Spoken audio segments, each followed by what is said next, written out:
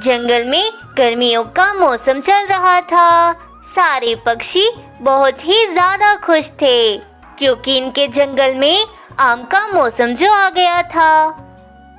अरे पक्षियों, मुझे पता है आप सब गर्मियों के मौसम की वजह से बहुत ज्यादा परेशान हैं, लेकिन अब आपको परेशान होने की कोई जरूरत नहीं है क्योंकि मेरे आम के पेड़ पर आम लगना शुरू हो गए हैं।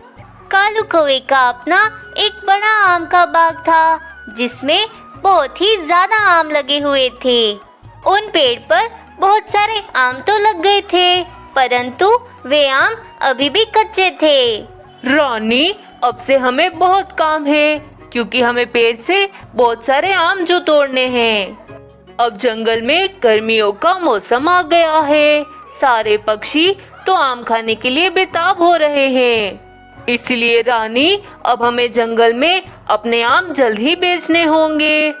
हाँ कालू जी, मैं आपका साथ जरूर दूंगी। हम दोनों मिलकर सारे पेड़ के आम तोड़ लेंगे। चलो रानी, अपने काम पर लग जाओ। तुम अपना काम शुरू करो और मैं अपना काम शुरू करता हूँ। कालू कौवा जैसे ही आम तोड़ने वाला होता है तो वे क्या देखता है कि उसके आम तो अभी तक पके ही नहीं हैं। सारे के सारे आम अभी तक कच्चे हैं। अरे बाप रे, इस बार हम आम कैसे तोड़ेंगे? हमारे बाग में लगे सारे आम तो अभी तक कच्चे हैं। गर्मियों का तो मौसम भी आ गया, लेकिन मेरे आम तो अभी तक पके ही नहीं है। अब मैं क्या करूं? जंगल के पक्षियों को तो आम खाने का बेसब्री से इंतजार है। ये तो मेरा बहुत बड़ा नुकसान हो गया। अब मेरे कच्चे आम कौन खरीदेगा? लगता है इस बार जंगल के सारे पक्षी दूसरे जंगल से ही आम खरीदेंगे। अरे क्या हो गया कालू जी, अब आप इतने भी परेशान मत हो। मेरे पास एक उपाय है जिससे हमारा बिल्कुल ही नुकसान नहीं होगा। फिर रानी कौवी कालू कौवे को अपना उपाय बताती है। दोस्तों, क्या अभी तक आपने हमारी वीडियो को लाइक नहीं किया तो जल्दी से कर ले क्योंकि ये कहानी आगे और भी इंटरेस्टिंग होने वाली है। उपाय तो बहुत अच्छा है रानी। चलो एक काम करते हैं, हम ये सारे आम तोड़कर अपने घर ले जाते हैं। अब कालू कौवा और रानी कौवी मिलकर एक एक कर आम तोड़ रहे होते हैं। कालू कौवा फिर वे सारे कच्चे आम तोड़कर अपने घर ले आता है और बाजार से एक पीले रंग का डब्बा भी खरीद ले आता है। फिर कालू कौवा उन सारे कच्चे आमों पर पीला रंग करने लगता है। पीला रंग करने के बाद वे सारे कच्चे आम अब पक्के लग रहे थे। अरे वाह रानी, ये सारे कच्चे आम तो अब पके हुए मीठे मीठे आम लग रहे हैं। अब तुम देखना मैं कैसे ये सारे कच्चे आम पक्षियों को पागल बनाकर बेचता हूँ। लेकिन रानी, अगर सारे पक्षी वापस ही आम लेकर आ गए तो? अरे कालू जी, अगर कोई भी पक्षी वापस ही आम लेकर आए तो आप उसे साफ साफ मना कर देना। बस फिर क्या था, कालू कौवा वे सारे कच्चे आम एक ठेले पर लेकर बैठ जाता है। आम ले लो, आम ले लो पक्षियों, गर्मियों में मीठे मीठे रस भरे आम ले लो।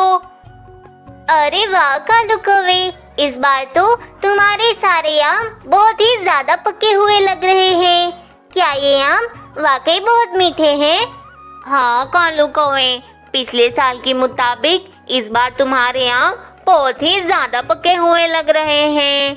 लगता है ये आम बहुत ही ज्यादा मीठे हैं। हाँ मिट्ठू तोते, बिल्कुल ही बेफिक्र हो जाओ तुम, ये आम बहुत ही ज्यादा मीठे हैं। ठीक है फिर कालू कौवे, मुझे 1 किलो आम दे दो।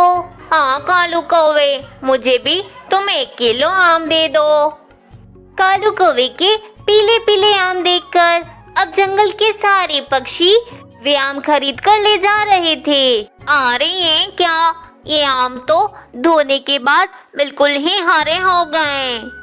अरे बाप रे, इसका मतलब कालू कौवे ने मुझे बेवकूफ बनाया।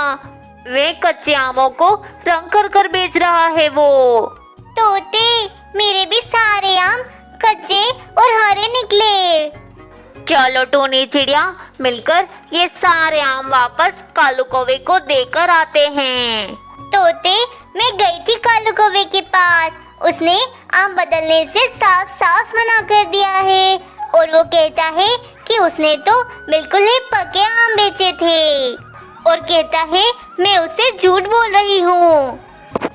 कालू कौवे के बहुत सारे कच्चे आम बिक चुके थे और जिससे कालू कौवे को बहुत ज्यादा फायदा हो रहा था।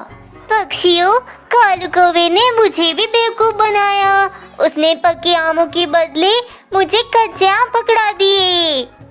पक्षियों, अब हम क्या करें? हमारे जंगल में तो सिर्फ कालू कौवे का ही आम का बाग है और कालू कौवे ने इस बार तो हमें बेवकूफ बना दिया। अब हम इस गर्मियों के मौसम में आम कैसे खाएंगे? हाँ पक्षियों, कालू कौवा हमारे साथ ऐसा कैसे कर सकता है? हम पक्षियों को तो मीठे मीठे आम कितने पसंद हैं और वैसे भी साल में एक ही बार तो आम आते हैं। अब हम क्या करें? अब हम मीठे आम कहाँ से खाएंगे? अगर हम साल में एक भी बार आम नहीं खाएंगे तो हम क्या करेंगे? फिर सारे पक्षी उदास होकर वहाँ से चले जाते हैं। अगली सुबह हो जाती है। टूनी चिड़िया अपने घोंसले में उदास बैठी हुई होती है कि उसकी नजर सामने जमीन पर पड़ती है। अरे ये क्या? मेरे घोंसले के नीचे ये कौन सा पौधा निकल रहा है? चलो जाकर देखती हूँ। टूनी चिड़िया फौरन अपने घोंसले से निकलती है। अरे, दिखने में तो ये नन्हा आम का पौधा लग रहा है। अगर ये नन्हा सा आम का पौधा बड़ा हो जाए तो हमें जल्द ही आम खाने को मिल जाएंगे और उस लालची कालू कौवे को भी पता चल जाएगा कि उसके अलावा भी हमारे जंगल में आम का पेड़ है जो हमें रोजाना मीठे मीठे आम दे रहा है। बस अब मुझे इस आम के पौधे का बहुत ज्यादा ख्याल रखना होगा ताकि ये बड़ा होकर पेड़ बन जाए। बस फिर क्या था, टूनी चिड़िया रोजाना उस नन्हे आम के पौधे को पानी देती और उसका बहुत अच्छे से ख्याल रखती थी। दूसरी तरफ उस कालू कौवे के पास अब कोई भी पक्षी आम खरीदने नहीं जाता था क्योंकि अब यह बात पूरे जंगल के पक्षियों को पता चल गई थी कि कालू कौवा तो पके आम की जगह कच्चे आम बेच रहा है।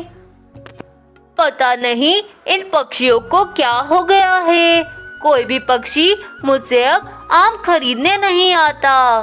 अगर ऐसा ही चला तो मेरे सारे आम तो खराब हो जाएंगे और मुझे बहुत भारी नुकसान हो जाएगा। अब समय बीतता गया और कुछ साल ऐसे ही गुजर जाते हैं।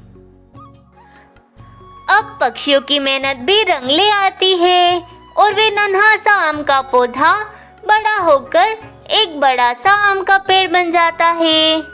पक्षियों, इस पेड़ के आम तो बहुत ही मीठे हैं। हमारी मेहनत रंग ले आई। टूनी चिड़िया, हम सारे पक्षी तुम्हारा बहुत ही धन्यवाद करते हैं क्योंकि तुमने इस छोटे से पौधे को बहुत बड़ा आम का पेड़ बना दिया है। तुमने इस बार बहुत ज्यादा मेहनत की है ताकि हम सब पक्षी इस आम के पेड़ के मीठे मीठे आम खा सकें। बस फिर सारे पक्षी उस आम के पेड़ से आम खाने लगते हैं। वहीं दूसरी तरफ कालू कौवा अपने कच्चे आम होने की वजह से उन पेड़ों को पानी नहीं देता है, जिस कारण उसके आम का बाग तो पूरी तरह से सूख चुका था।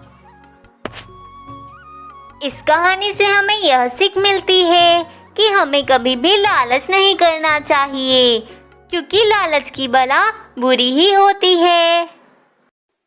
दोस्तों, अगर आपको मेरी वीडियो पसंद आई हो तो वीडियो को लाइक और चैनल को सब्सक्राइब करना मत भूलना।